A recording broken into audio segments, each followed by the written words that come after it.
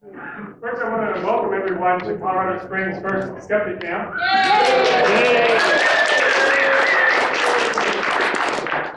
You have to pardon me if my voice isn't all that great. In fact, one thing I forgot to do is see if we could get a microphone up here. I have a sore throat, so this is going to be fun today. I'm John Rising, and I am the organizer of the Pikes Peak Skeptic Society and organizer of Skeptic Camp. And today we have a lot of opportunity to learn different things.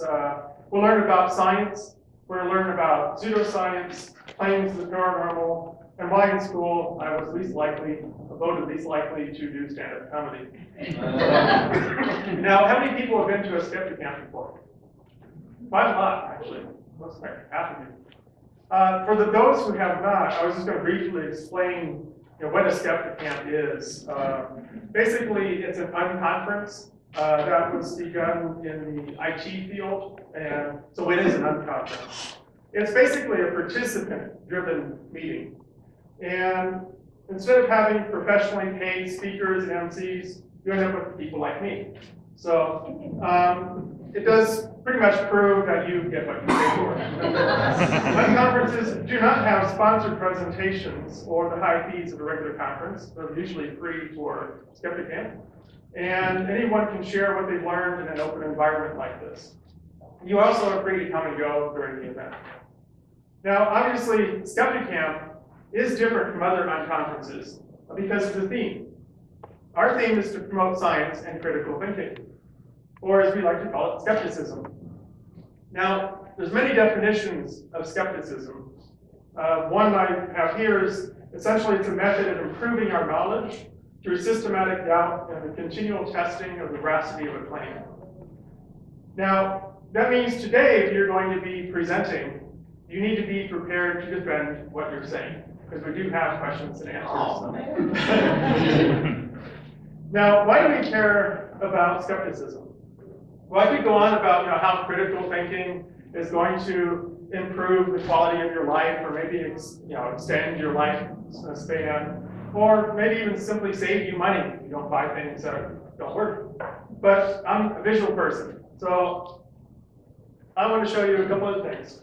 This man is obviously a very deep intellectual thinker, and we can tell this by his big build and muscular stature, which puts me to shame. Obviously, I'm a mental midget in comparison to this person. We also know that he's very intelligent because of the heaviness of his head, which he has to rest on his arm. Well, this person here,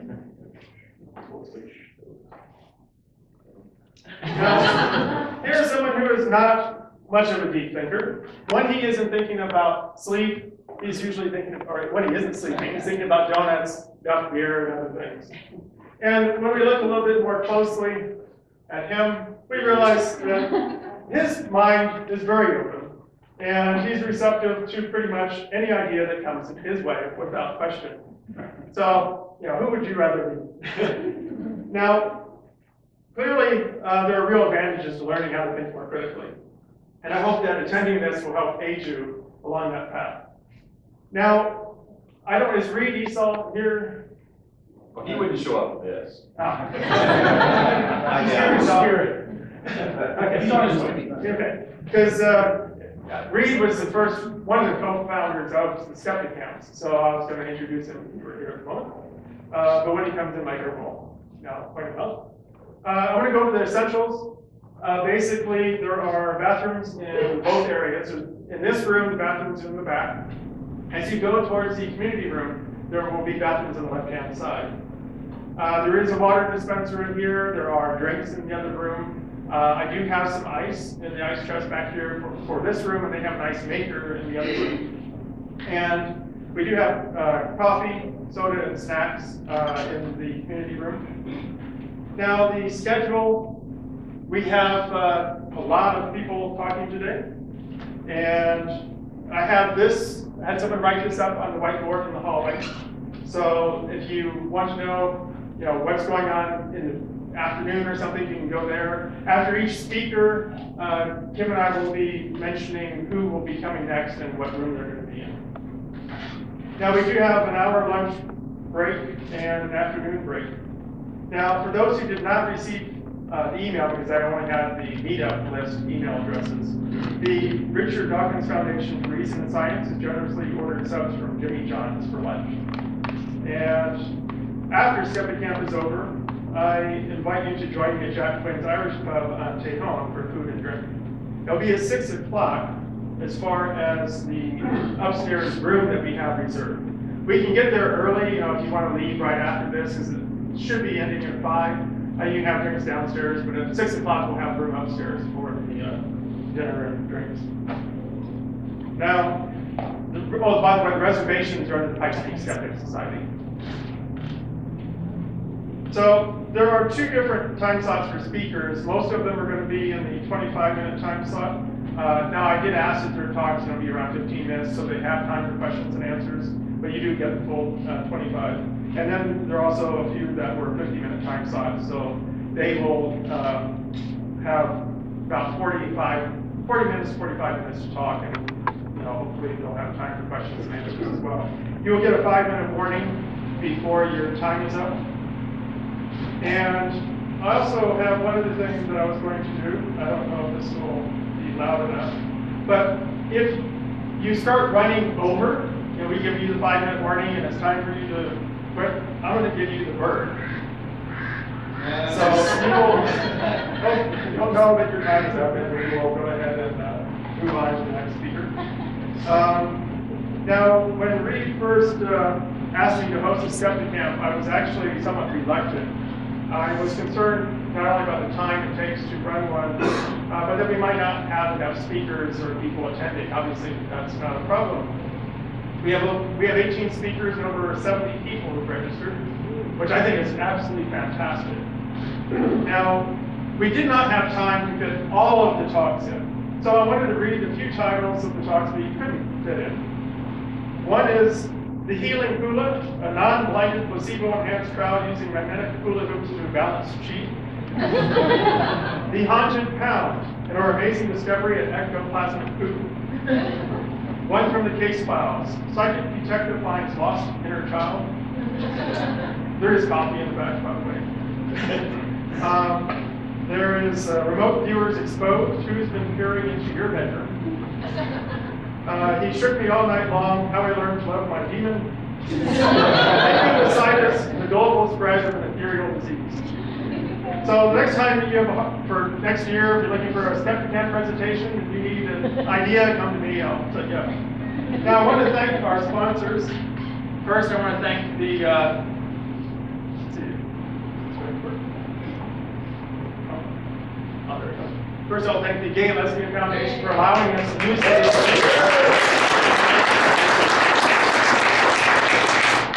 I'd also like to thank the Richard Dawkins Foundation for Reason and Science. Now we have many of the staff here. I want to thank them because almost all the food today is, in one way or another, coming from their donations, because they have provided lunch, but also the food for breakfast came out of the Pikes Peak Skeptic Society, and that was from fundraisers that they have helped us with. So Susie has some things she wants to say for her announcements, and I also want her to introduce the Richard Dawkins Foundation staff. So Susie, you want to come up? Wow, thanks for the promo. Hi, I'm Susie. We have other Richard Dawkins staff here. We have Mike with the cameras, Melly and Kim and Hans. Melly, stand up. Kim, Hans. Anybody? Here's Kim and you which statues are hard. Hans? Hans isn't here yet. Anyway, there's a whole bunch of us here. The Richard Dawkins Foundation has teamed up with MAP, the Military Association of Atheists and Freethinkers, to send out care packages to soldiers overseas. We send out about 25 packages a month, and included in each package is a handwritten thank you note. I could really use some help if people would help write notes to send to them, because I just can't write all of those all the time. There are blank notes on the table in the back. Feel free to write more than one, because they're not going to go to the same soldier all the time. Also, if anybody has some old thank you notes at home that you don't use, I found some in my cupboard that I haven't seen for about 15 years. if you could send them to me, I would really appreciate that. My card is on the back table too, so you would have an address. Send them, Okay? send them with something written in them. Oh, yes, if you could send them something. Language are okay. If you have a group and you would like me to send some to you to fill out and send back, that's cool. I would love your help. Thank you, guys.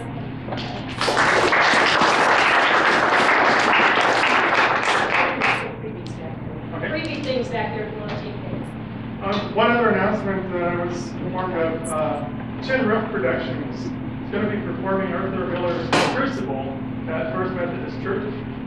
You're having a performance tonight at 7 and tomorrow at 4 p.m. The Crucible is based on the Salem witch trials, so I just saw it. performing it. I'm hanging you. If there's anything else you want to say about that, go right ahead. You already told them time and place and where and all? I had 7 this night, 4 p.m. tomorrow. Oh, yes, 7 o'clock tonight. There's also one 2 o'clock today, so I'll be gone for that. And 4 o'clock tomorrow, right, at First Methodist Church. All right, great.